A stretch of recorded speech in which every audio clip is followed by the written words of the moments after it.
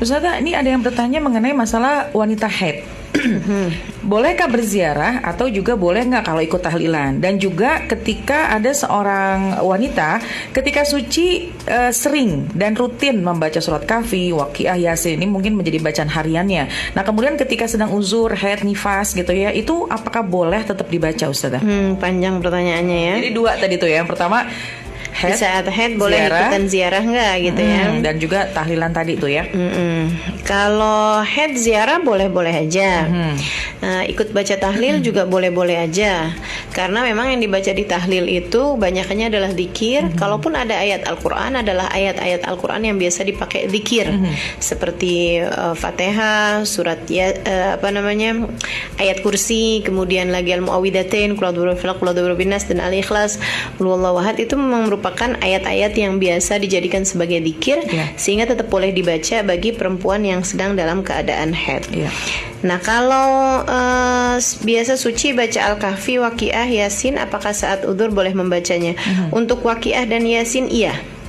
Ya, karena ini ada perbedaan pendapat sih di antara para ulama. Saya sampaikan pendapat yang dipegang, yang saya biasa kerjakan, dan memang juga dipegang sama guru kami Al-Habib Umar bin Hafid, dan dipegang sama kebanyakan ulama-ulama dari kota Hadramaut.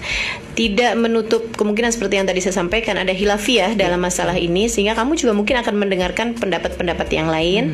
Tapi ini saya sampaikan dari pendapat yang biasa kami pegang, bahwa kalau seorang perempuan itu biasa membaca surat-surat tertentu pada saat dia dalam keadaan suci, di saat dia haid pun tetap boleh membacanya dengan niat zikir, tapi untuk surat yang pendek. Surat yang pendek itu adalah Yasin wa madunaha. Yasin atau yang lebih pendek daripada Yasin. Jadi Yasin, Waqiah, Tabarak gitu ya, yang Ar-Rahman misalnya gitu, itu surat-surat pendek yang boleh dibaca meskipun kita sedang dalam keadaan haid. Dengan catatan tadi dia terbiasa membacanya di hari-hari sebelumnya ketika dia sedang dalam keadaan suci. Keadaan suci. Nah untuk surat surat Al-Kahfi, karena surat Al-Kahfi ini mafauq Yasin, artinya surat yang lebih panjang daripada Yasin, maka dia tidak diperkenankan untuk membacanya.